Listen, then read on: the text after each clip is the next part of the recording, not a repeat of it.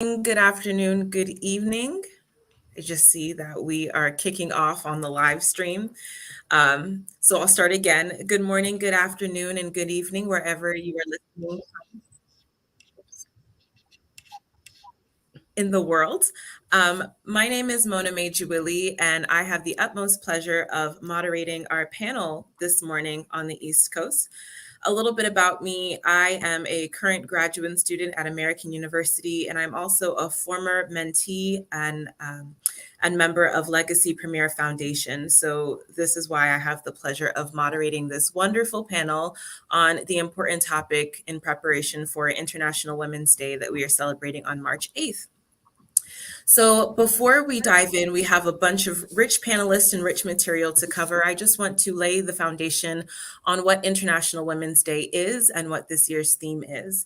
As you might have seen on the flyer, International Women's Day is the day that we acknowledge and celebrate women across the world and efforts on equity, promoting women's equity. This year's theme, promoted by the UN, is inspiring inclusion. And so, what does that mean? Inspiring inclusion means to create spaces for women to be present and at the table. It means eliminating discrimination against women, and it means taking action when women are not treated equitably. It's all of our responsibilities on the line, women and men alike, to champion these initiatives to inspire inclusion for women around the world globally. So, with that being said, I'd like to go ahead and kick us off by introducing our esteemed panelist. I will start by introducing Dr. Kapoor. Dr. Kavita Kapoor is an assistant professor in the College of Business at Bowie State University. She has a PhD in organizational behavior with more than 25 years of work experience as an executive consultant, a coach, trainer, and faculty in management and international business. She has a strong background in organizational development, leadership, and DEI. And most importantly, to celebrate, she was awarded an Empowerment of Women Award for her social and professional work in Chile when she was there as part of the Diplomatic Spouses Association. Miss Linda Dorman is the CEO and founder of Dorman Group Holdings, LLC. Dorman Group Holdings, originally launched as the Dorman Group in 2009, provides project management and operational management services to utility, media, and university clientele. When it celebrated its 10th year anniversary, Ms. Dorman renamed the group to Dorman Group Holdings. And it serves as a management consulting firm to meet client operations, human capital, business development, marketing, and information technology requirements. Dr. Renee Allen is known also as the People's EMC in the DMV. She uses her platforms to connect like-minded people. She had an impressive 22 years as a veteran in the US military and providing service to our country. And she was also featured, most importantly, as Who's Who in Black Washington, D.C., and was celebrated as a women of excellence. Finally, the host of today's event with Legacy Premier Foundation, Dr. Remy Duyele. Many of you know her very well. Dr. Remy Duyele is a distinguished global leader and seasoned mentor with an impressive 35-year background as a business executive, a management professional, and a strategist. So with that being started, panelists, I know I abbreviated your bios, so please, as we answer these questions, feel free to elaborate on your robust experience and how it relates to the theme. So I want to kick us off asking this question to all of you to set the stage for the audience. In a few short remarks, can you please explain how you personally define the theme of inspiring inclusion within the context of gender equality and why it's crucial in today's world? Dr. Remy, I'll start with you. All right. First, let me say thank you to you, Mona May, for coming back and giving back to your alma mater, Legacy Premier Foundation. And good morning, good day, good afternoon, wherever we are. We celebrate all our women. And of course, I will go straight to my answer. The topic for the United Nations on our International Women's Day this year is so right and so on point, inspiring inclusion. That is promoting diversity. And we hear that word so Sometimes I call it loosely used, but there has to be an intentionality that comes with that. So when I think of inspire inclusion, it starts with us as the person who is inspired. That inspiration is going to give us the audacity to withstand and withhold any difficulty, any distractions, any disruptors that might want to try to derail us. So inclusion and inspiring inclusion is a job that starts with us, with that individual, in this case us as women. It starts within us, because when you're inspired about something that's bigger than you are unstoppable.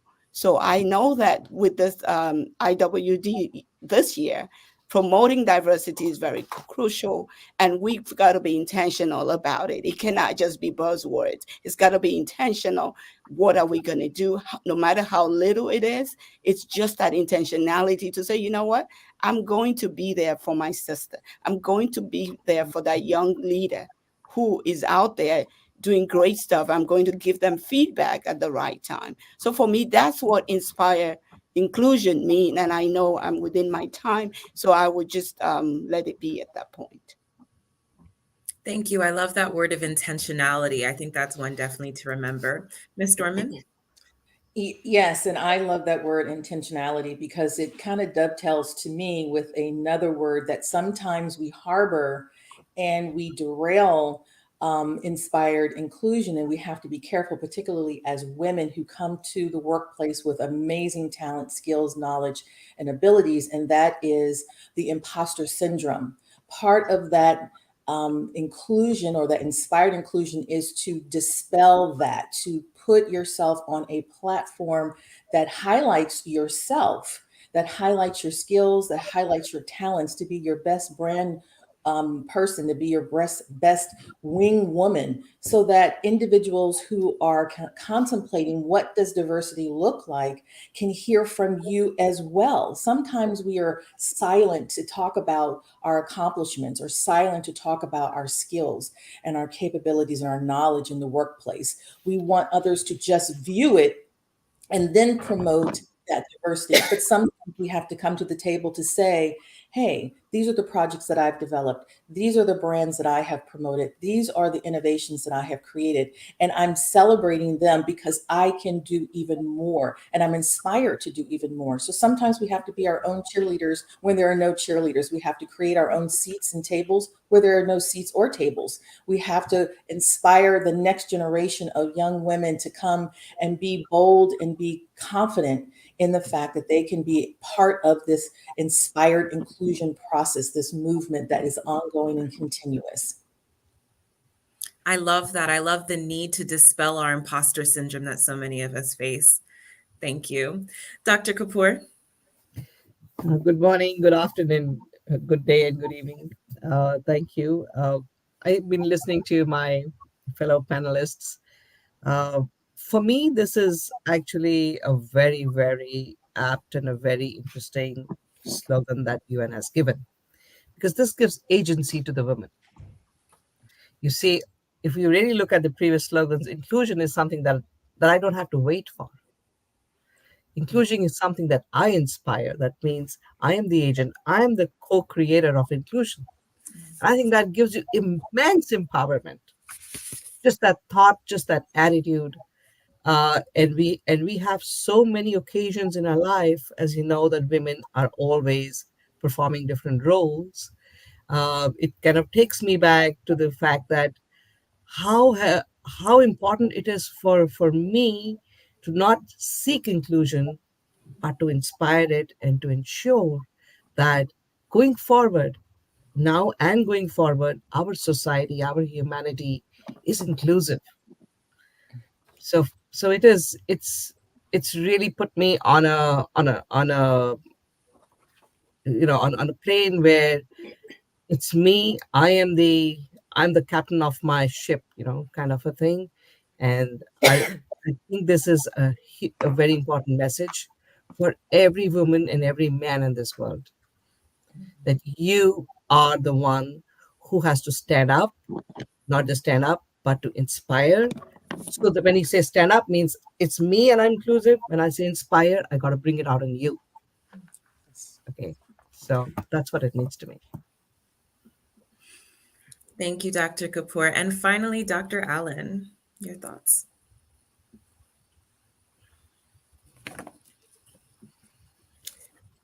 Hello, everyone, my fellow panelists. This is so exciting. Dr. Remy, you are the best.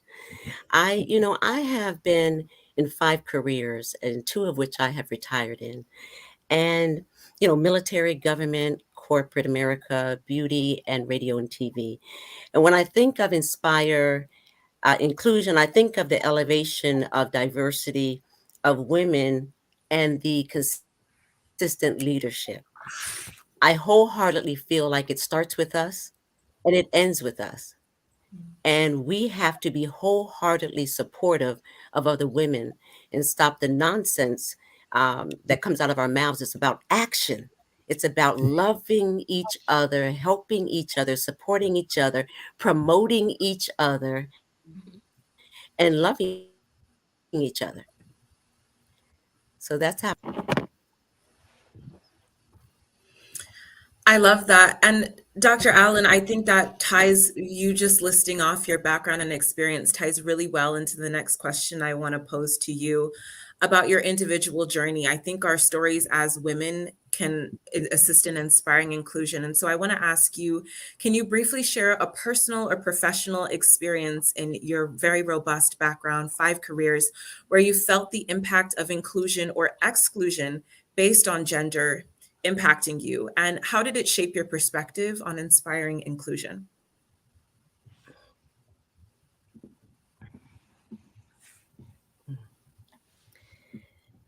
That's a good question.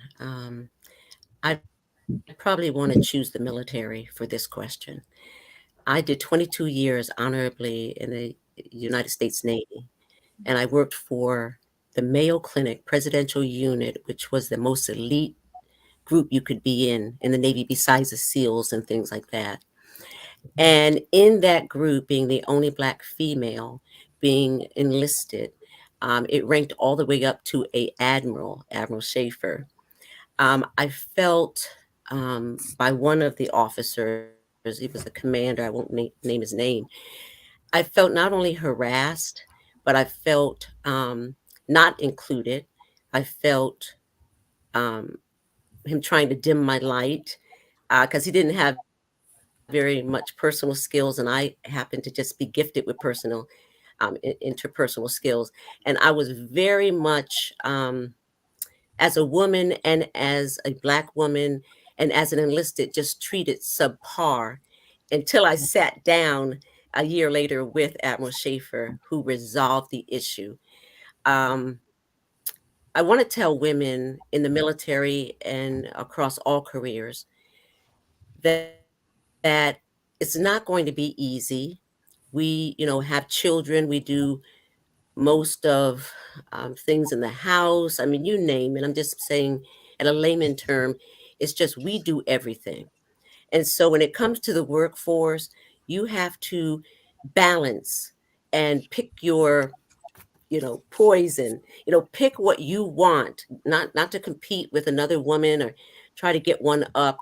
Just really what's for you is going to be for you. And I just feel like sometimes people are over competing and losing the insight of what's good for you and your family and your career. So I hope I answered the question. I think you did so very well about you speak when I hear you tell your story about that intersectionality and how you navigated that being the only one and kind of carrying that weight on your back of doing everything and doing it well because it makes your workplace a better place. So thank you for your answer there. And in thinking about making the workplace a better place, I think that that ties in well with the concept of breaking barriers. And so I want to put a question about breaking barriers forward to you again, Dr. Allen, and Ms. Dorman, I'd like to bring that to you as well. So in your respective fields, what barriers have you encountered as women? And have you heard I'm sorry. How have you worked to break down those barriers to inspire inclusion for others? So, Dr. Allen, you touched on that briefly, but just to summarize, and then we'll turn it to you, Ms. Dorman.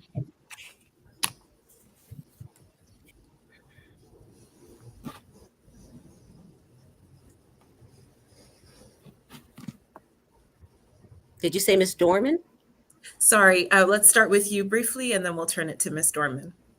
So, over to you, Dr. I'm Allen. sorry, Mona. I heard my name and I heard Miss Dorman's name, so I'm not. Oh, Go for ahead, me? start first. Oh my Yes. goodness, I feel like it's too much of me on this panel. Um, first of all, there's so many barriers. First of all, we know that, but just to think of a few, the gender pay gap, the gender bias, pregnancy discrimination, sexual harassment.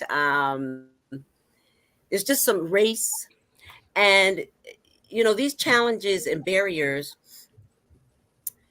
take a toll on us. They take a toll on us. And so, how I have been able to journey through and navigate some of these barriers is joining organizations, women organizations to support me. I'm a part of Sister for Sisters Network, which is right here in the DMV. I'm a part of the American Mothers, which is nationwide for the past 3 years. I'm a part of so many. I just don't want to be able to get everybody, but um, organizations are very important. Having relationships with people like Dr. Remy Duyele, being able to, go back and forth about an issue and learn from her and she to learn from me. To actually, if you're positions to promote talented, brilliant women officially, to do that, you know, uh, to include the youth, the younger generation, to include them in meetings, even if it's just to OJT, on the job training, to do whatever we can to break these barriers, to give raises, to give on the spot awards. There's so many things we can do if we really target and put our minds to doing it. We really could help each other and get over some of these barriers. That's how I've done most of them, are dealt with dealing with barriers. And it's been the help of other supportive, like-minded women in my life. Thank you. That's amazing. These are the call to actions that IWD has put forward in their toolkit about how to inspire inclusion. So thank you for that. Ms. Dorman, over to you. I really have to echo Dr. Allen's comments because I've had that same journey, and I would include ageism in that as well. Having started my career on Capitol Hill as a legislative aide, having the opportunity to see the halls of how we legislate our laws and the sheer barriers there, because there were not many women members of Congress or members of the Senate, and you're kind of wondering why not, when we certainly have a voice and the ability to lead and guide and to serve in that capacity. That was a very interesting orientation to my career, which inspired me, quite honestly, to seek out, as Dr. Allen so eloquently said, relationships in which I could become mentored into that track of leadership. That was a really critical step in my career. And I encourage women to make sure that you make those alignments, to ask the questions. I didn't find someone or groups of women who found me. I was intentional about seeking them out and saying, excuse me, will you mentor me? And these are the reasons why. This is what I see in your career, in your skill set, in who you portray. And I want to align with that. And oftentimes, many of these women were so humble that there was an ask that came to them that indeed they said yes. So sometimes we have to just simply be bold and courageous to go forward in creating, breaking those barriers in that regard. The other journeys that I have had exclusively has been one of working with women. Most of um, my leaders, my executives I've reported to were in fact women. And that gave me an opportunity to look and listen and learn. So to take a moment to absorb the best of what I could come to the table with as a supervisor, as a hiring manager, as an executive later in my career, to emulate those skills and values as I trained other women to come behind me, and to be intentional about creating training and development opportunities, watching and giving them projects that I knew that would stretch their skills, and then the resources and tools and the encouragement to be successful, not looking to trip them up, not looking to compete, not looking to create damage, but really to inspire them into their own career excellence so they could then move to the next generation of their staff and be able to provide that kind of skill set. So creating those linkages along the way, that dynamic supply chain of women who had gifts and talents that needed to be realized.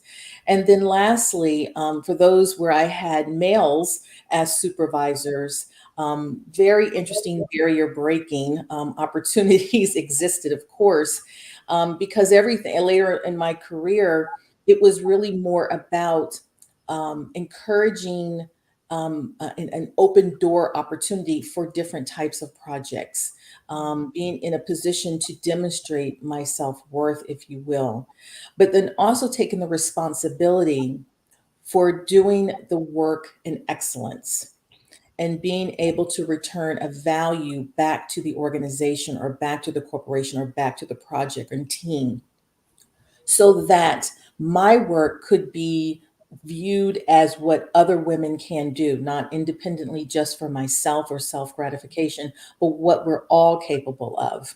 And so those were some of the ways that I was intentional about breaking barriers, asking for mentorship, making sure that as a leader that had the hiring ability to put credible training programs in place, and then walk those credible training programs to those individuals and see them through, and then making sure that my work product, my strategies, my innovation were hitting the mark so that other women could have those open door opportunities and break those barriers down for what we could do collectively. That was really powerful. And when you were speaking, it reminded me of something else that Dr. Kapoor said earlier. There's an African proverb, Ubuntu, I'm sure many of you know, which means lift as we climb.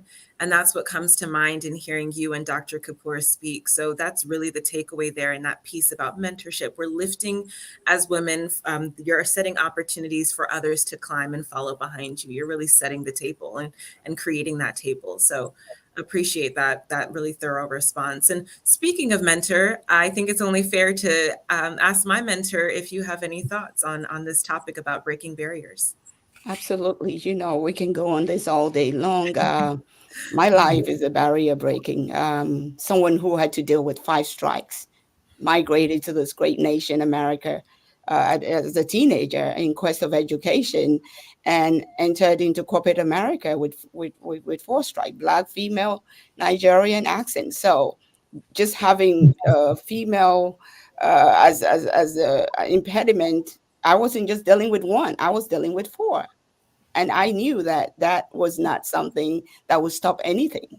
Everyone spoke very well. Just having that experience of seeing how, even with all of the blockages, with all of the distractors and disruptors, how one was able to navigate in corporate America. We're talking in the 80s, not now that DEI is a common terminology that they're making people do. This was when nobody had anything to do with DEI. You got to figure it out. You got to be there and have that audacity to say, you know what, I'm worth something.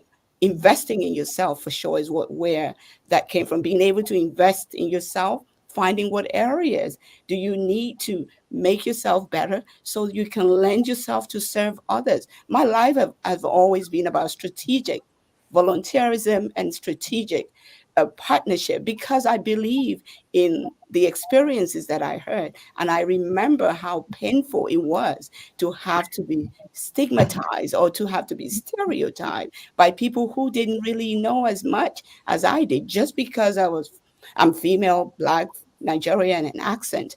That was not going to pan out for me. So I went on a journey to ensure that on my watch, everything and all things that I'm part of will be the best, meaning we will put our best out there, and that I will embark on mentorship breaking the fear that any woman, especially the women, I mean, I don't run away from my guys. I have a lot of male mentees, but just making sure that I put that faith in them to say, you know what, you put the work in, trust me, nobody can stop you. And not just saying it by lip service, but showing what to do. How are you paying it forward? How are you serving the community? What are you giving back? It cannot just be all about yourself. Yes, we can sit here and say, okay, those people are trying to do this. What are you trying to do to even make the world a better place consistently, that you're not expecting a return right away that is going to better the world? I mean, the best legacy you can leave is the ability to make every life you touch feel that somebody passed through them. Money will come and go, but the ability for you as a woman to understand your worth, to be able to talk about your worth, it's a big deal. And a lot of times we don't.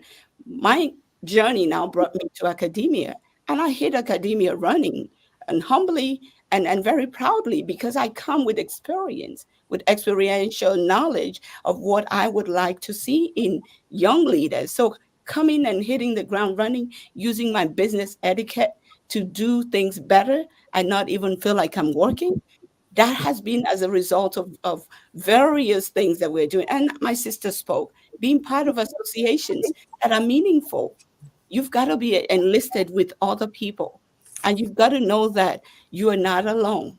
You are never alone. But most importantly, investing in yourself as a woman, seeing how you can lift up the other women up, how you can collaborate, and just knowing that DEI will be here forever. People will always have reasons why they think that they are better than this and that. But that's their business. What people think is their business. What you do is your business. What are you going to do about it? So for me personally, with Legacy Premier Foundation, our focus, our singular focus, is empowering young women, young leaders, and women to ensure that we are unstoppable by doing the right things and getting the right network that we need to help other people pay it forward. So this is a passion lane for me, but I will stop because I know that I am on a clock. Time is of the essence, but there's a lot of nuggets that I'd like to ask the panelists to keep in mind that are coming out. I want to revisit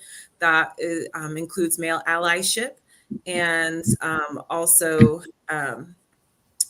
something else I'll resurface, but keep that one in mind. I'd like to pose the question to Dr. Kapoor. I think this is an important topic, so would love to hear your perspectives on this concept of breaking barriers to inspire inclusion. Thank you. I think you were talking about male allies in your question, and I'm going to just zoom into that in the Great. interest of time. So, first of all, I think that the important thing in any of your um, inspiring stories is the fact that you have a mindset where you are not dependent on others. Okay, that gives you a lot of strength. I grew up listening to this phrase of that women are the stronger sex. Okay, and actually, this strength and this empowerment starts from home. There's a saying in English which is, "The hand that rocks the cradle rules the world." Why have we forgotten that? So it's not only male allies, it's also the female allies, and it is your family from where you pick up that strength. Okay, and that takes you forward, because once that's set in your mind, and that's where the role of the woman as a mother, as a sister, as a daughter is shaped, and that's what shapes your mindset. And once you go with a positive mindset, half the battle is won. Right? So, and the second is, I've been very lucky. I've always had a mentor, a guide, an ally from all sexes in whichever walk of life I've been. You can call that I'm lucky, or you can call that it was my mindset. I was seeking one. I just knew I'm going to get it, and I just got it. So have a positive self belief in yourself, and have a positive self belief in the other, and that shapes it. Yes, allies help, and both gender allies are important. male allies are very important, and so are female allies, because at the end of it, we are all working together, living together, and creating an inclusive world. Mhm. Does that I can go on and on. I can give you examples. I've had problems where I've had male allies and I felt that they were sabotaging. But Mm, I never looked at them as male allies. I just looked at them as any other competitor or a colleague who was being competitive. It somehow never enters my head that this is male versus female. And I think that's what keeps me going. I wanna stay on that just briefly because I think it is important. There's multiple types of allies, as you've mentioned, and many times allies can champion our ability to lift as well. And so I want to put that forward about how can we encourage and engage men as allies, but also how can we encourage and engage organizations that might be male dominated as allies, because organizational allies can exist as well. And if you have a brief example, I encourage you to share about how you've navigated that in your own journey. But I'll put that on the table for whoever might want to answer first or Yeah. expand. So my first job when I got into an executive role in a multinational organization like Xerox, I was the only woman at the regional level, the only manager really in my whole operations of the North region, and there were meetings that I was the only woman sitting across the table, right? Uh, and I think that's where I found that my colleagues were most helpful. They sensed the fact that I am the only woman here. And you know how it was in those days? Listen, I'm talking 30 years back, and I'm talking of a culture which is India, and I'm talking of women, who are not supposed to go out and party at night and not supposed to have a drink at night and come back late. And this was all about partying. It was an American organization. It was all about party. You got a big sale, you partied, but it was a completely different environment for me. But I found that I had allies and other colleagues who helped me. They were with me. They ensured that I was not feeling excluded, right? If I was not drinking the kind of drink that they all were, they never made me feel different. They never pushed me. I just held my own. Said this is my borders. This is what I drink, and this is what I do not drink. Right, and they would drop me home. They were very very protective. But listen, what I felt was that I never got into a conflicting situation, because in my mind it was never a conflict. I was as if I am with other friends, and I say that to everybody here, that it's your mindset that's most critical in getting that ally. Mm, Who becomes a friend with you? Only when you approach that person with friendship. So if you And want allies, be allies yourself.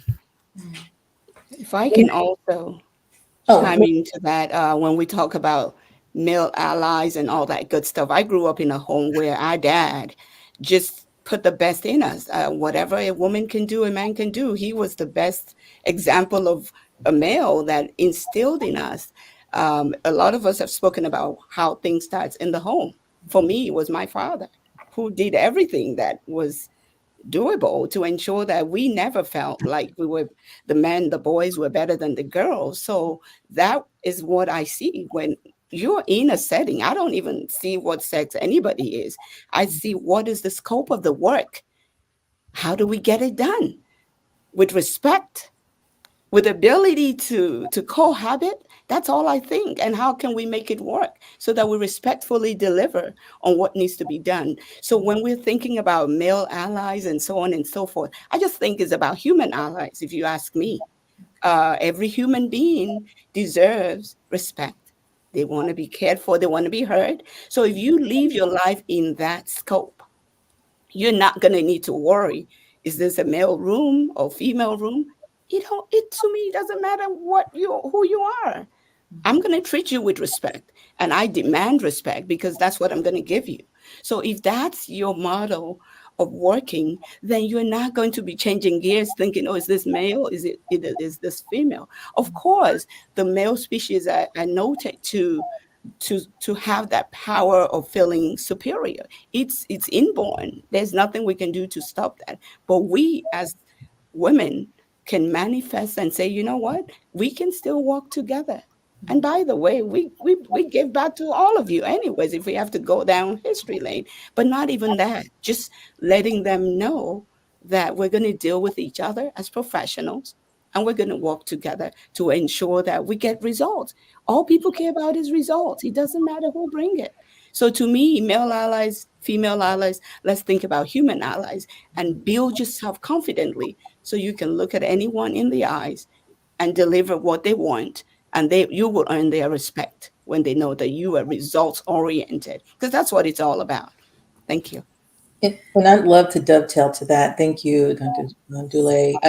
I would also say, in summary, just really briefly, the values that you bring from your early years as you grow up clearly are going to shape how you are in the workplace, and the values that you assimilate from others, that you respect and understand. So that would be your guiding light, your North Star.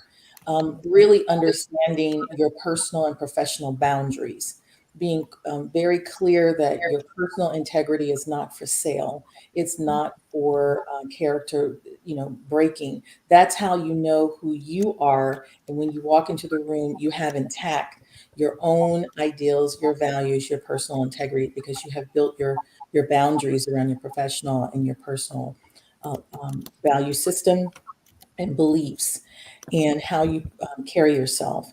Then I think there's some practical things that we need to address, and that is understanding the corporate climate, understanding the corporate playbook, because there are some rules, there are some nuances, there are some norms, and there are some challenges as well. And understanding the cross section of all of that as part of that culture, as well as corporate and business climate, will give you some ingredients for developing a strategy for breaking barriers, a strategy for identifying and creating those alliances with our male partners as part of our diversity and gender equality. Being in a position to guide and lead and train and mentor individuals that are from diverse backgrounds.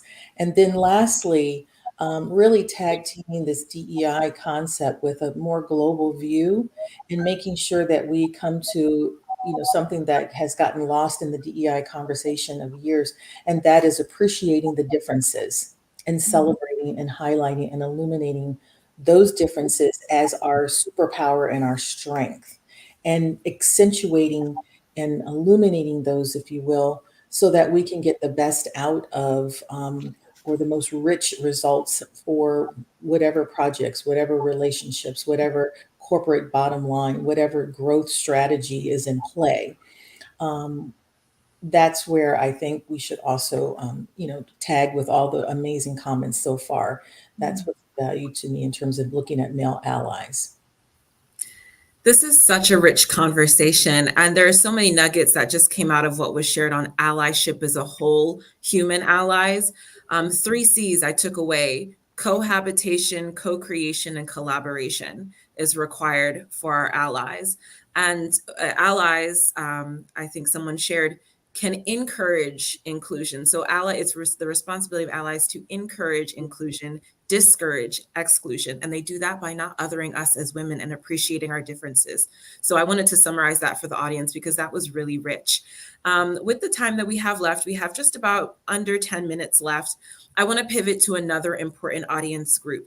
And that is, as you all have referenced many times, the next generation, young women, women like me who are Gen Z, dare I put on the table and say for folks. So, my question to you all as panelists is, how can we inspire and empower the next generation of women to lead with inclusivity? And what advice would you give to young women aspiring to make a difference? Dr. Allen, would you like to share, given your experience, start us off with Sister for Sister Network, perhaps?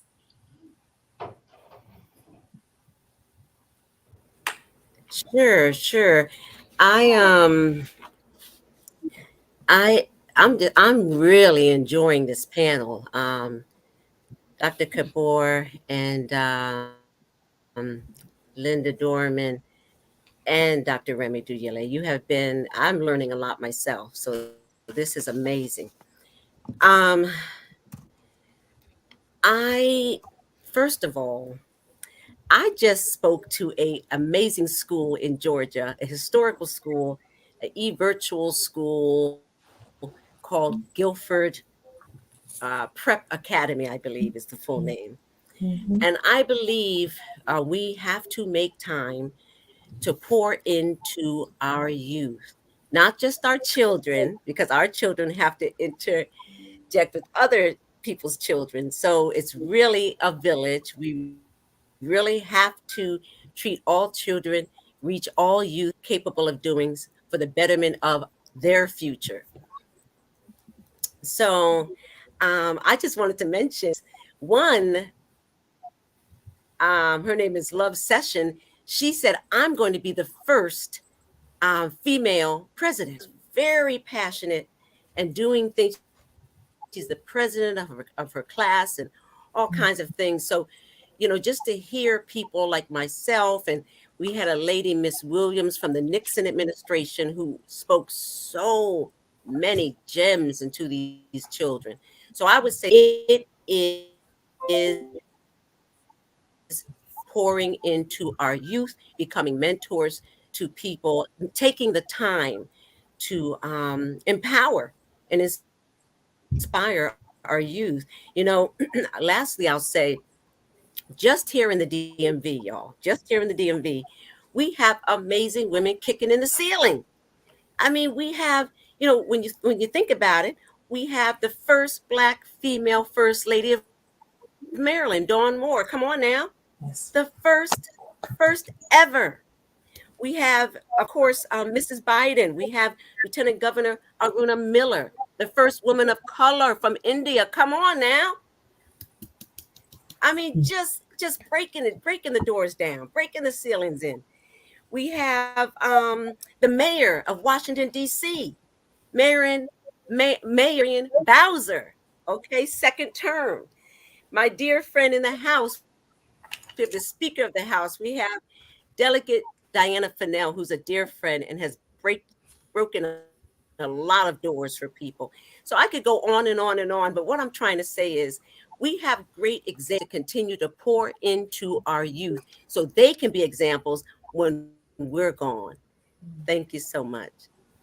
Thank you so much for that, I, Dr. Allen. I love that. I'm so sorry. I just had to break in because I just want to get up and shout hallelujah on that, Dr. Allen. That just lifted my spirit in such a way because not only pouring in, and there are other female mayors around the region of the DMV. So we have promoted that in political office, and it's phenomenal.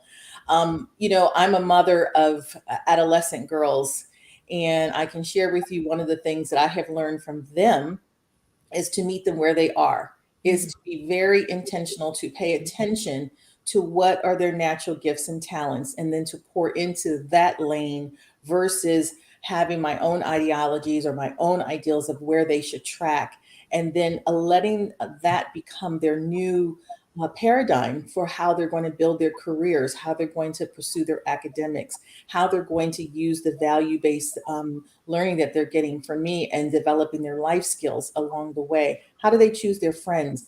But also making sure that I open up doors of opportunity. So, as an example, my daughter is in the junior ROTC. Dr. Allen, I'm going to introduce you to her. She has a mindset of moving into the military. Had an older daughter who who tracked initially in engineering and was in a special engineering STEM program in her high school.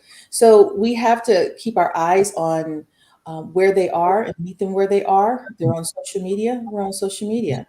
If they're in the youth choir or youth band or on the sports teams, we have to show up to those and have conversations right there on the field about opportunities for advancement.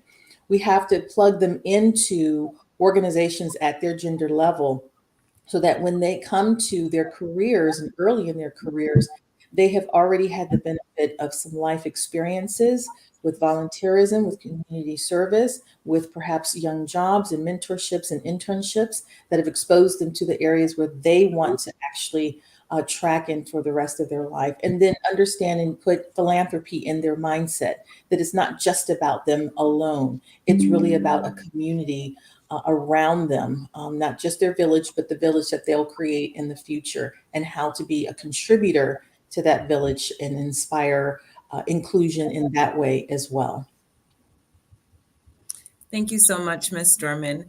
We have just a few minutes left, so I want to continue on with that question and pose my final question as we think about the future. IWD has been celebrated since 1911, so we're now celebrating International Women's Day over more than a century. But we don't stop at just this year. We need to look forward. And so in thinking about the youth and thinking about the next generation and sustainability of this, I would like to pose to you all, what is one strategy or action that you believe is essential for achieving long-term sustainable gender inclusion? Please, Dr. Kapoor. Okay. I'm actually been reading a lot recently on this, and I think for sustainability, there are many things that we require. First of all, inclusion itself is sustainable. Mm. Anything that's not inclusive is not sustainable, period. The other thing is we need policy. Okay. So policy, if you really look at, and I'm going to take the example of my country here, whereby policy governance has to be inclusive, where one third of women in the villages have to be village leaders, where in corporations and even in the boards there is a policy that you've got to have this much percentage of women as board members. Okay, there is a problem in implementation. It's never like rosy, but you can have to start somewhere. You got to put a policy in place, which is very important for the country and for the corporations. I think the other aspect is technology, right? We are really blessed to be in this world where we have technology growing at a very fast pace. We are in industry 5.0, and technology also empowers people, and technology is blind to gender. Mhm. However, let's be careful. When we look at innovation, and we are looking at innovation, especially in technology, that's where we need to look at, again, inclusion. Just giving technology and if technology is only going to one sector or one gender or one group, then that's not inclusive. So I think let's look at what are the future trends and make sure that those future trends are inclusive. So technology needs to be inclusive, governance needs to be inclusive. These are the two important things to my mind. And yes, nothing can be sustainable unless it is inclusive. Sooner or later, it'll collapse if it's not inclusive. It's a math equation. You need that balance. That's really powerful. Thank you, Dr. Kapoor. Yes.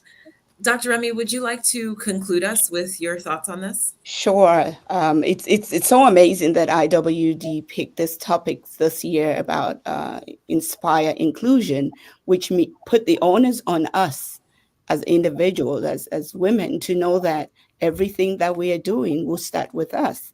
And if you look at the scores and things that are happening around the globe, there's progress, but we can do more.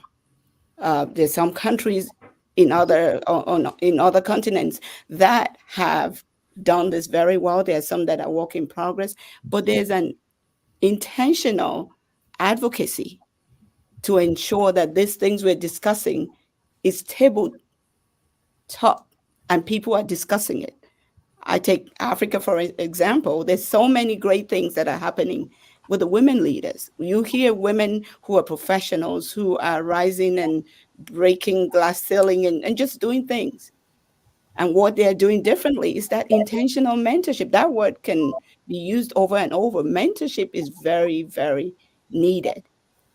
This helps someone who has not been where you are to learn maybe 20, 50 years of your experience so they don't have to go through the pain and aches that you went through. So we need to create mentorship programs that are intentional for experiential learning, not just because we want to create mentorship program, it needs to be intentional so that it would expose these young leaders. They need to be in rooms with us so that the legislators see them, they hear them. We have programs that we do at Legacy that does all of that. This thing has to be a holistic approach. It cannot just be talk about it. What are we going to do about it? And what are we doing about it? And bring in the right parties to the table to discuss this. We talked about policy. The legislators are the ones that can influence policies. We need to relate to them and let them know what we are doing. We cannot wink in the dark. And that goes for global, whoever the legislative representations are all over. We need to connect to ensure that we, as leaders, especially women leaders who want to pay it forward, who want to have a legacy and a sustainable agenda for those coming behind us, that they have a platform. We have to be transparent. We have to be willing to give feedback. Women, we do not give feedback to ourselves. Sometimes we think we've done all of it, but we've got to learn to give feedback and make it real time so that with all of this, our young leaders, they will be what they see. You cannot just say, oh, this is what I say, go do it. You better be about it because we're the book they're living. Because I have 3 grown children. They were once young. They watch everything you do and they can write a book about you. And Dr. Renee, you were there when they had some comments once upon a time when we had an event about me, and they were like verbatim on what they have watched me do. And you'll be amazed that whatever they've watched you do rubs off of them. We have young leaders who are working in big Yes, corporations ma'am. who have the heart to have nonprofit that tech oriented, that they shut the whole DMV down when they have events because they watched somebody in their lives give back as they were building. That's what we need to do. And intentionality can only get us to do more for our young leaders because they are the smartest species, if you ask me. And with technology, guys, we can do it. Thank you. That concludes us so well, so well. Inclusion is sustainable, inclusion is intentional. I'd like to leave the audience with a quick quote that was promoted in the IWD toolkit, and it's a quote by journalist and activist Gloria Steinem. She said, "The story of women's struggle for equality belongs to no one single feminist or any one organization, but to the collective efforts of all who care about human rights." And it's such a powerful quote that brings together all of these rich nuggets that I have 2 pages on over here that you all, the panelists, have shared. International Women's Day and celebrating women is important because the world is a better place when women are included.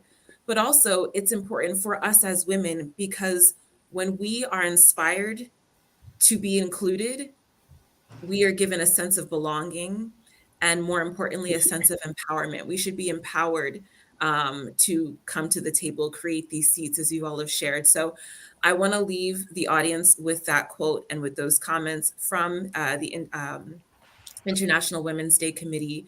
I'd like to thank you all, our panelists, for such rich conversation, rich discussion. I'd also like to thank you on behalf of my generation, my siblings' generation, for opening the doors that you have to allow myself and others to walk through with grace, with our heads held high. So thank you so much to our panelists. Thank you to our allies. Thank you to the audience on the line. Happy International Women's Day, and continue championing inclusion, not just on March 8th, but every single day. Have a great day, everyone. Thank you.